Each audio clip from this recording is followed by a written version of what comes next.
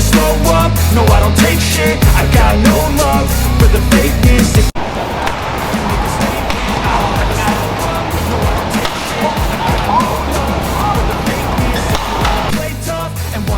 Secara tidak langsung terjawab sudah 2 turnamen BWF yang kira-kira bisa menjadi debut Kevin Rahmat nantinya.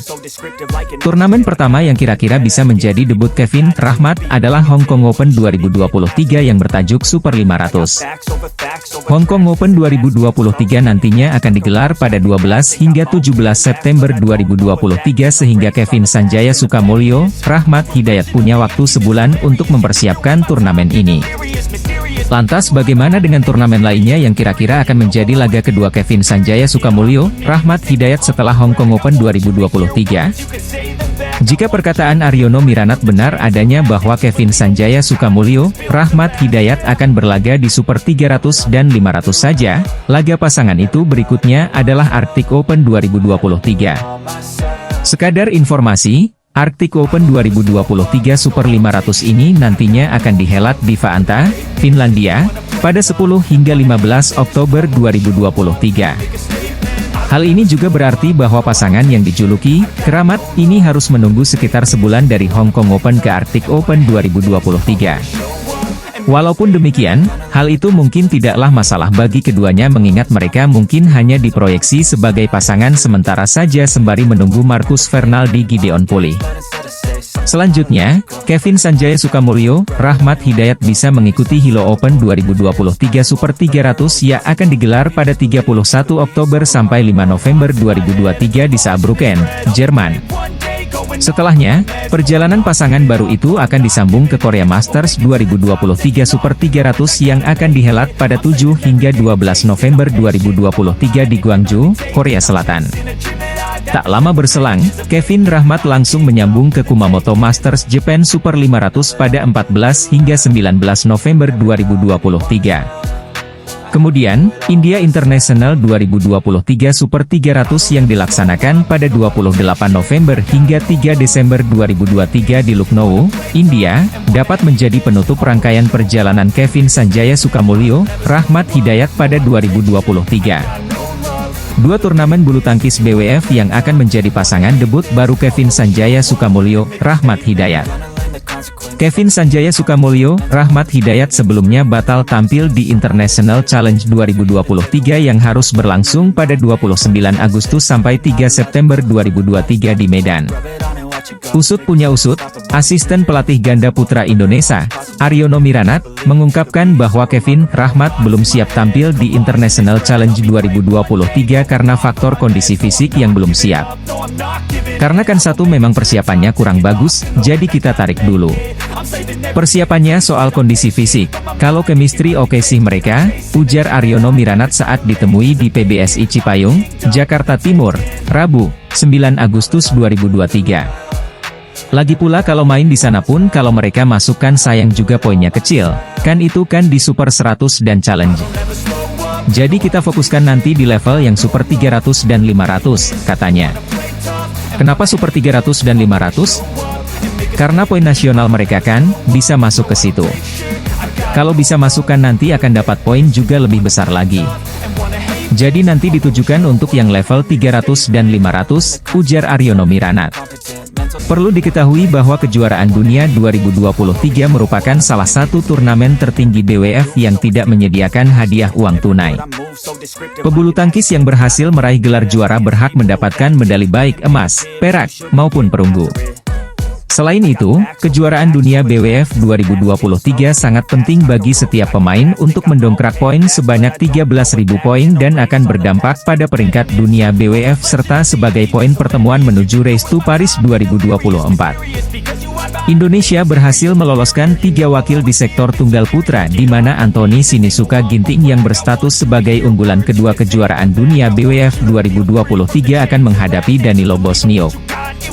Kemudian Jonathan Christie yang menyandang status unggulan kelima akan menantang pemain kuat asal Malaysia Lee Jae-Zia. Wakil terakhir tunggal putra Chico Aura Dwiwardoyo akan menghadapi wakil Australia Nathan Tang. Selanjutnya dari sektor tunggal putri merah putih juga diwakili 3 Srikandi di mana wakil pertama Gregoria Mariska Tunjung yang berhasil menyandang unggulan ke-8 langsung melaju ke babak kedua. Di babak 16 besar Gregoria diprediksi akan menemui wakil Cina Han Yu. Wakil kedua yakni Putri Kusumawardhani akan melawan wakil dari Ukraina Polina Burova. Beralih ke sektor unggulan Indonesia di mana 4 pasang ganda putra akan membahu mengatasi lawan-lawannya. Unggulan pertama Fajar Alfian, Muhammad Rian Ardianto mendapatkan bye di babak 64 besar dan langsung melaju ke babak kedua menunggu lawan antara wakil Taipei Li Jie-hui, Yang Po-swan atau wakil Inggris Rory Easton Zacharash. Di babak 16 besar Fajar Rian diprediksi akan bertemu dengan wakil Korea Kang Min Hyuk, Seo Sung Jae. Kemudian pasangan unggulan ke-8 Muhammad Ahsan, Hendra Setiawan juga langsung melaju ke babak kedua karena mendapat bye di babak 64 besar. Lawan berikutnya menunggu antara wakil Italia Giovanni Greco, David Salut atau wakil Peru Jose Guevara, Diego Mini. Di babak 16 besar Ahsan, Hendra memprediksikan wakil Cina He Jiting, Yeo Hao Dong. Selanjutnya pelapis merah putih lainnya Leo Rolly Charnando, Daniel Martin juga langsung melaju ke babak 32 besar setelah mendapat bye di babak pertama. Di babak 16 besar Leo, Daniel diprediksi akan bertemu unggulan kedua asal India Satwik Sairaj Rankireddy, Chirag Shetty.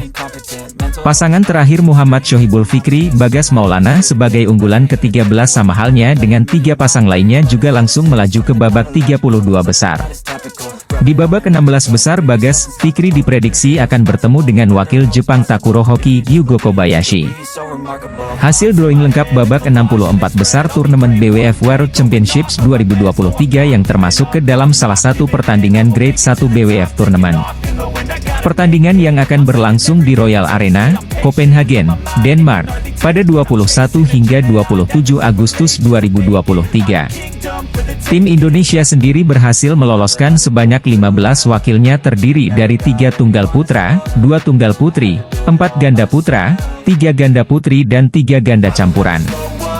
Bintang bulu tangkis ganda putra, Hendra Setiawan, dirangkul orang terkaya di Indonesia yakni Lau Tuk Wong. Mungkinkah bisa jadi sponsor seumur hidup? Seperti diketahui, ganda putra veteran Indonesia Muhammad Ahsan, Hendra Setiawan masih menjadi sorotan penggemar bulu tangkis karena performanya yang masih tampil gemilang. Pada 2023 saja, pasangan yang akrab disapa Teda Diaz itu masih bisa keluar sebagai runner-up di All England usai dikalahkan Fajar Rian di final. Capaian positif Ahsan, Hendra lantas menjadi sorotan banyak pihak termasuk salah satu orang terkaya di Indonesia yakni Lau Tuk Wong. Melansir unggahan di Instagram pribadi Hendra Setiawan, penggawa ganda putra Indonesia itu tampak berfoto dengan Lau Tuk Wong bersama Tontowi Ahmad. Momen pertemuan Hendra dan Tontowi dengan Lau Tuk Wong sendiri terjadi di ajang kejuaraan bulu tangkis Bayan Open 2023 yang dihelat di Balikpapan. Bersama dengan Dato Lau Tuk Wong, tulis Hendra Setiawan dalam unggahan di Instagramnya. Sebagai informasi, Lau Tuk Wong sendiri merupakan pengusaha Indonesia kelahiran Singapura yang menjadi pendiri Bayan Group yang bergerak di sektor batu bara. Tuk Wong sendiri menjadi orang terkaya nomor 2 Indonesia menurut Forbes pada 2022 lalu dengan total kekayaan 25,2 miliar dolar AS atau setara 383 triliun rupiah. Sehingga, dalam unggahan tersebut, banyak penggemar bulu tangkis Indonesia yang meminta Tuk Wong menjadi sponsor Hendra Setiawan. Sebagai informasi, Hendra Setiawan sendiri masih aktif di dunia bulu tangkis berpasangan dengan Muhammad Ahsan meski usianya tak muda lagi. Teda Diaz masih memiliki ambisi untuk tampil di Olimpiade Paris 2024 mendatang serta berusaha untuk meraih prestasi setinggi-tingginya yakni menyabat medali. Berstatus sebagai pemain independen, Muhammad Ahsan, Hendra Setiawan tentu memerlukan sponsor untuk membiayai turnamen jelang Olimpiade Paris 2024. Oleh karena itu, dalam unggahan Hendra Setiawan bersama dengan Lau Tuk Wong, penggemar bulu tangkis meminta pengusaha kondang Indonesia itu untuk menjadi sponsornya. Sementara itu, Muhammad Ahsan, Hendra Setiawan sendiri akan beraksi di turnamen selanjutnya yakni kejuaraan dunia bulu tangkis yang digelar pada 21 hingga 27 Agustus mendatang. Aryono Miranat juga menjelaskan bahwa turnamen level 300 dan 500 nantinya dapat berdampak baik bagi poin nasional mereka. Kenapa Super 300 dan 500? Karena poin nasional mereka kan bisa masuk ke situ. Ya kalau bisa masukkan nanti akan dapat poin juga lebih besar lagi. Jadi nanti diperbaiki untuk yang level 300 dan 500, lanjut Aryono Miranat.